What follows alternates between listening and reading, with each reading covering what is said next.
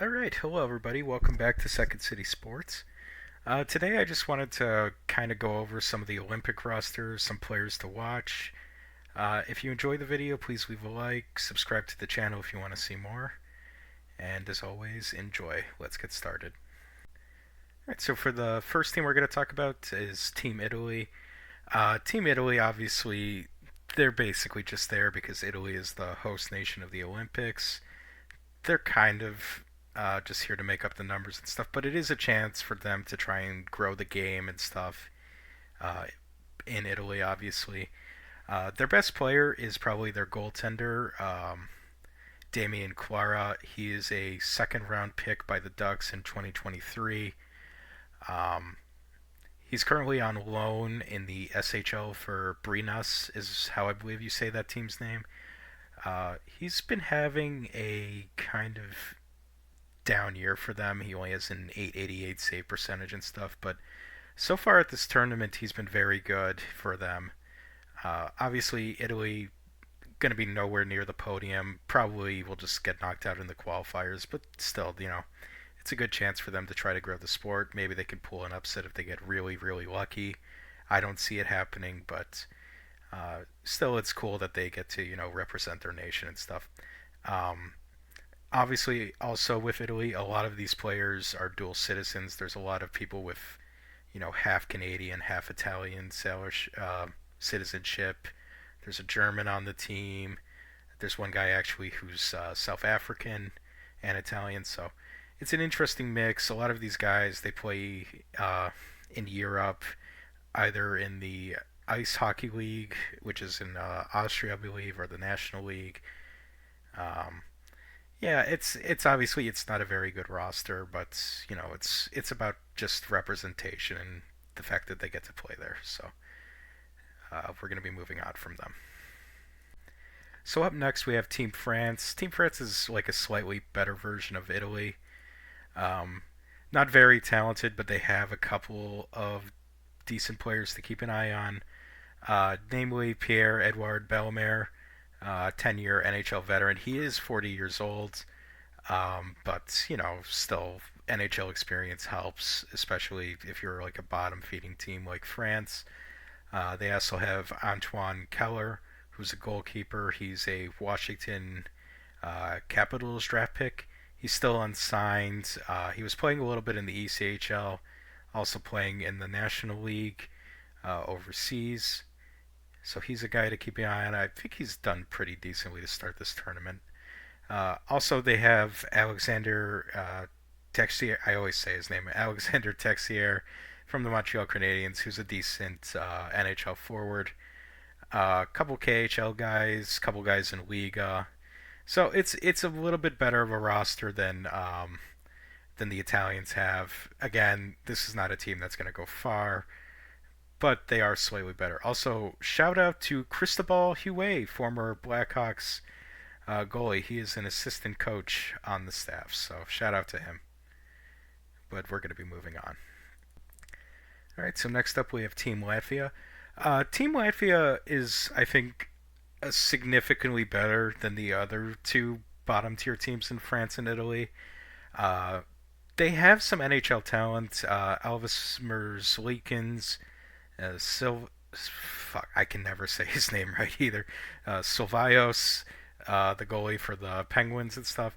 Neither one of those goalies is like spectacular really in the NHL, but they are like capable NHL goalies at the very least.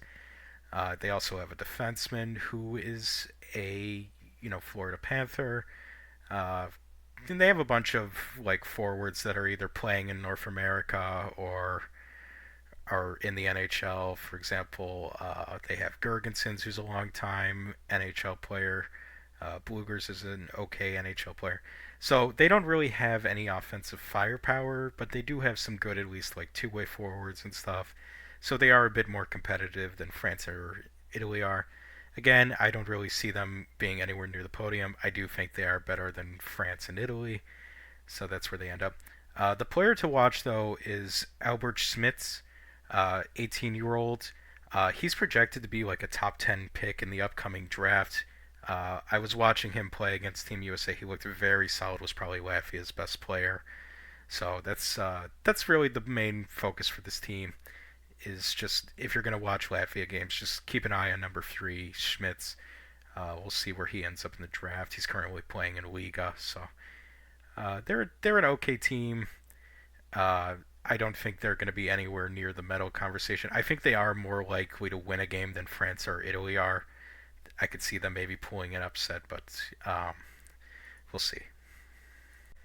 So now that we got the three kind of bottom feeder teams out of the way, I think now we're kind of moving into the middle of the pack teams. So this is where you're going to get your Czechs, Denmark, Germany, Slovakia, Switzerland. I think Finland, Sweden, U.S., and Canada are definitely the favorites for medals, but these are teams that I think can kind of pull upsets and maybe win a knockout game, depending on how things go. So we're going to start with Czechia. Czechia has a pretty decent roster. Um, Dostal is a very good goalkeeper, very good goalies. You have Radko Gudas, Filip Ronik, uh, David Spacek, who's AHL prospect. They also have some experience, like Michael Kepney is a former NHL player. Jan Ruda, NHL player formerly. I'm pretty sure Vadim Simic was an NHL player. So lots of NHL players, albeit some of them are older and out of the league, but they have NHL experience on the defensive end. Looking at the forwards, Faxa is in the NHL, Hurdle's still in the NHL. Kubelik, Case, these are former NHL players that are playing overseas right now. Kampf is in the NHL. Natchez is probably their second best player. Their best player is obviously David Pasternak. So they are a decent team. Pasternak, obviously, the player to watch. They're going to go as far as he can carry them, him and Natchez. Palat also decent player. So it's an experienced roster. It is a bit of an older roster. You know, these guys, they're obviously not playing in the NHL anymore for a reason. They kind of just passed it, but still, it is an okay roster for the Olympics, especially compared to the other three teams that we talked about so far. So that's where I have Czechia. I should probably actually clarify that for these middle pack teams, I'm not really ranking them in specific orders. I wanted to do that with the first three teams just because there's not a lot to talk about with those teams. These ones are kind of harder to separate in terms of who's better than the others. So we're just going in alphabetical order. Next up, we have Denmark. Denmark, Frederick Anderson is a very good goalkeeper, experienced goalkeeper. He is a little bit older, but that's okay. Sogard is a decent backup.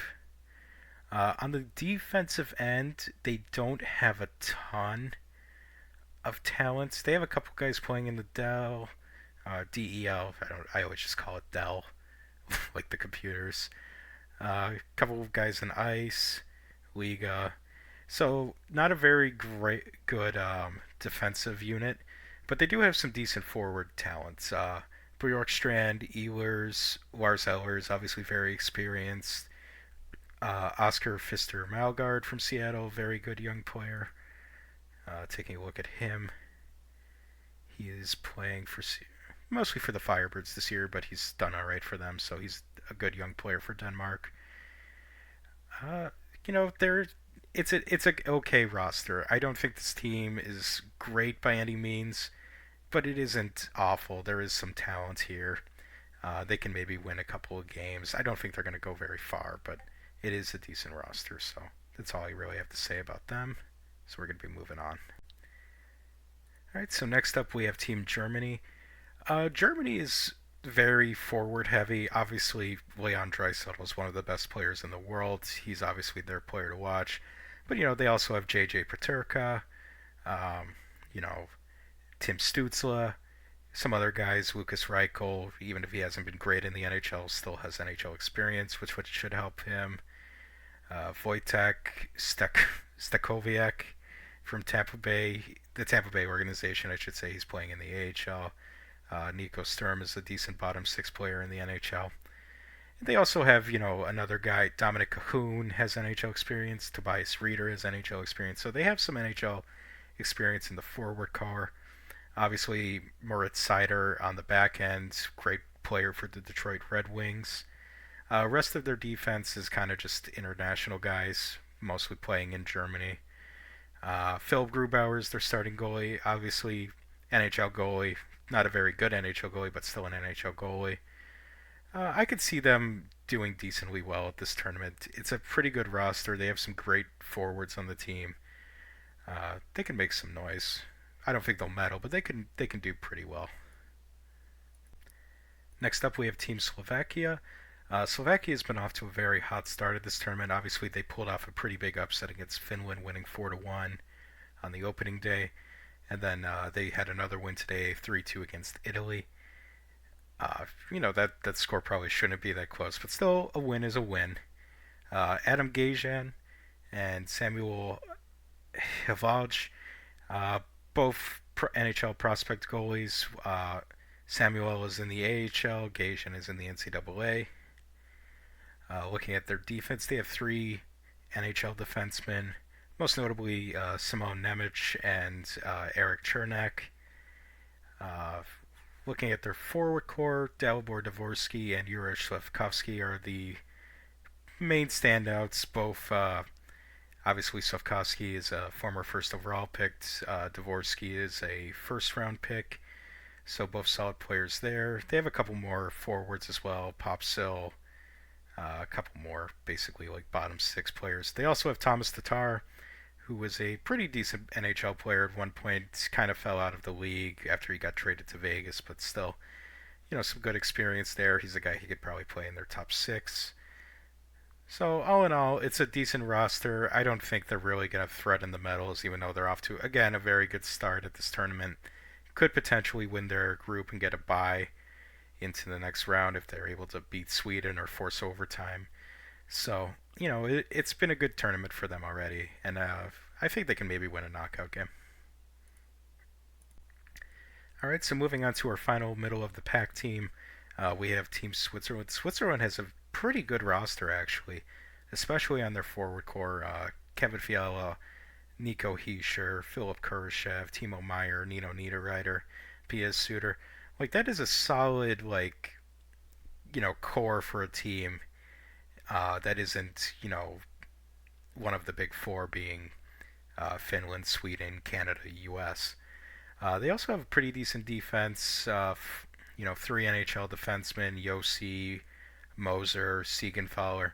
So all in all, Team Switzerland is pretty decent. Goaltending is kind of suspicious. Schmid is Vegas goalie. He's not a very good one, but still, NHL experience, at least a goal.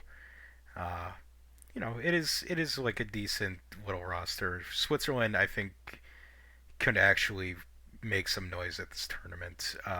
They have a very big game against Czechia in 2 days to determine who's going to come second in that group. Uh, that's a pretty good indicator of how the rest of this tournament's going to go for them as well. Obviously, they beat France in their first game, lost to Canada in the second one, but still, it is a decent roster, and we'll see what they do. So now we're moving on to the teams that really should be medaling at this event, or that should, at the very least, be their goal. We're going to start with Sweden and Finland, and I kind of want to talk about them together because their group is playing out very interestingly. Obviously, Italy is like a free win for all of these teams. Um, but today, obviously, Finland beat Sweden, which is, I think, a little unexpected to be fair. I do think the Swedish roster is slightly better than the Finnish roster. I think they just have a little bit more high end talent than Finland does. But yeah, it opens up like a whole can of worms now in that group because Slovakia is currently on top on 6 points. Sweden and Finland are both tied on three. But also now, Finland gets to play. Finland plays Italy, and Sweden has to play Slovakia. So that game against Slovakia is very key for Sweden. They basically have to win that game, and basically then, hope Finland just has a kind of a shitter against Italy and doesn't win by a ton. So it's very interesting to see how this group is going to play out. I still think these are the teams that are favorites for bronze or silver. I think Canada or US will end up winning this tournament, but these are teams that should be medaling. I think they're both very interesting. Sweden, obviously, just tons and tons of talent. Hedman, Carlson, Dahlin, Anderson on defense. I mean, everyone on their defense, of course, just a great player. Ekman Larsson, Forsling, Hampus Lindholm, just all very, very good NHL defenders at minimum. Forward core, Jesper Bratt, Eriksson Ek, Forsberg, Holmberg, Johansson, Kempe, Landeskog. Just a stacked roster all around. Uh, Finland, I don't think it's as much. Don't get me wrong, the Finnish roster is also very very good.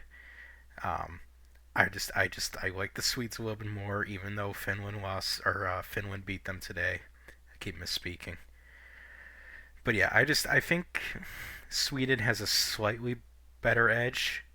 But I think both of these teams could potentially win bronze or silver, maybe even gold if they get lucky. Especially Sweden. I think Sweden can legitimately has a chance for gold or silver. Um, yeah, it's just very good rosters all around. Obviously, Finland, Aho, uh, Hintz, Granlund, Rantanen, even Teravainen, Lindell. Just like all these guys are solid. Um, yeah, I think this is going to be very interesting to see how it plays out between these two in the rest of the group, and then how they all do in the knockouts. It is important, I want to point out, like getting that bye into the quarterfinals, like just a little bit of extra rest, and you get to play probably an easier opponent. You know, especially even the difference between getting like second and third in that group could be very key because like you could end up playing a team like Switzerland or some other like good teams. So, and now moving on to the final two teams, the United States of America and Team Canada. Um, Obviously, both of these rosters are just absolutely stacked with talent. All stars everywhere you look. I do think Canada has a slight edge talent wise. I mean, obviously, fuck it, McDavid, Crosby, McKinnon, McCarr. Those are some of the best players in the world. I think the one area where the U.S. is a little bit better, I think they could have the potential to be more physical than Team Canada, and we'll see how that plays out when these two teams eventually meet, which I believe they probably will. Um, in the gold medal game or somewhere else, they will probably meet at some point.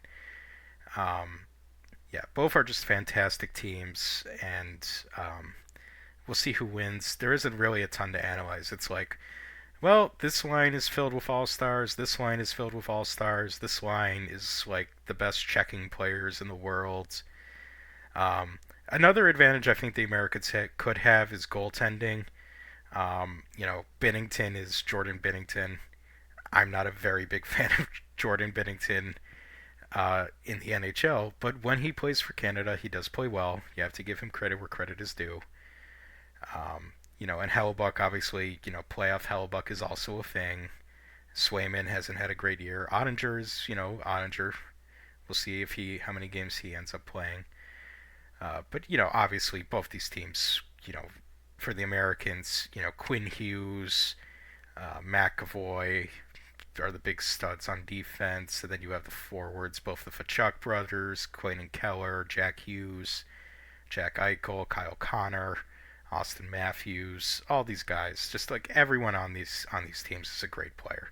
There's no denying it. It's two stacked teams. I'm so glad that the Olympics are doing this again, that the NHL is letting the players go over and compete for their countries. It's awesome because we get to see some of the best players in the world just playing against each other um, on the same teams. It's awesome. It's just so cool that they're doing it again. And I'm really excited for when these two teams meet. Obviously, I'll be rooting for Team USA. I do think Canada's slowly better, but it's so close, man. And I think neither side can deny how close it is between the two teams. So anyway, that's gonna do it for this one, guys. I hope you enjoyed the video. If you did, again, leave a like, subscribe, share it with your friends, and goodbye.